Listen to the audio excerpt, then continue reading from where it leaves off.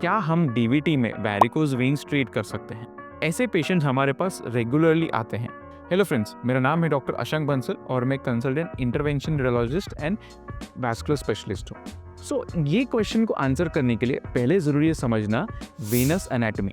हमारे पैरों में दो तरह की नसें रहती हैं। एक रहती है आर्टरी जिससे खून आता है और दूसरी रहती है वेन जिससे वापस जाता है। वेन दो तरह की रहती है, एक सुपरफिशियल और एक डीप।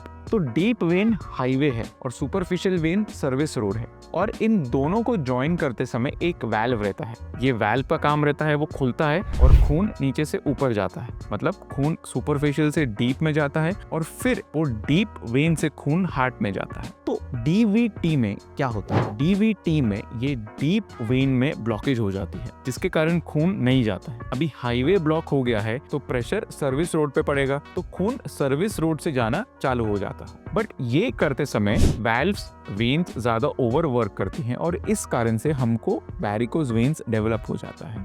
तो इस वैरिकोज वेन्स को हम बोलते हैं secondary varicose veins in comparison to varicose veins जो हम नॉर्मली देखते हैं, जिनको हम प्राइमरी वैरिकोज वेन्स बोलते हैं। ये उन पेशेंट्स में होती है जिनको डीवीटी नहीं होता है और सिर्फ वाल्व की खराबी होती है। तो हम लेजर सर्जरी करते हैं तो उसमें क्या करते हैं, हम जाके वो वाल्व को रिपेयर करते हैं जिससे सुपरफिशियल वेन भी बंद हो जाती है। तो अगर आपको डीवीटी है, मतलब डीप वेन थ्रोम्बोसिस है, मतलब अगर आपकी डीप वेन बंद है और अगर आप उसमें सुपरफिशियल वेन जाके लेजर सर्जरी कर देंगे तो आपकी सुपरफिशियल वेन भी बंद हो जाएगी। तो दोनों सिस्टम्स अगर बंद हो जाएंगे तो खून का ड्रेनेज कैसे होगा? तो पेशेंट्स की जो तकलीफ है वो और बढ़ जाएगी। तो डीवीटी में वैरिकोज वेन्स को ट्रीट करना इज एब्सोल्यूट कॉन्ट्राइंडिकेटेड। हालांकि ये एक बहुत गंदी बीमारी है, बिकॉज ना ही वो डीवीटी अक्यूट है, मतलब फ्रेश है, क्योंकि वो बहुत समय से रहता है तो वो क्रॉनिक हो जाता है। तो हमारे लिए उस नस को ओपन करना, एंजियोप्लास्टी करना भी कई बार मुश्किल हो जाता है, और ना ही हम जाके वो वैरिकोज वेन्स को लेजर सर्जरी कर सकते हैं।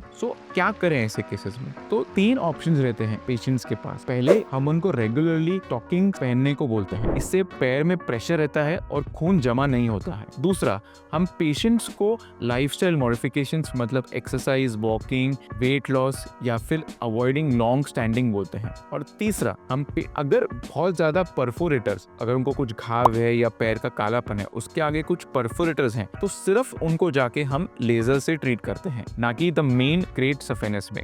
फ्रेंड्स, अगर आपको वैरिकोज वेन्स है तो पहले डॉक्टर जरूर करवाइए, उसमें मेक श्योर कीजिए कि आपको डीवीटी नहीं है, तभी आगे जाके अपनी वैरिकोज वेन्स का सर्जरी प्लान कीजिए। आपके वैस्कुलर इंटरवेंशन रेडियोलॉजिस्ट आपका डॉपलर करेंगे और कंफर्म करेंगे कि आपको डीवीटी नहीं है और आपको सही रिकमेंडेशन देंगे आपकी वैरिकोज वेन्स की ट्रीटमेंट के बारे में। और जानकारी के लिए हमारे चैनल को सब्सक्राइब कीजिए और हमारी ये वीडियो को लाइक कीजिए। Thank you.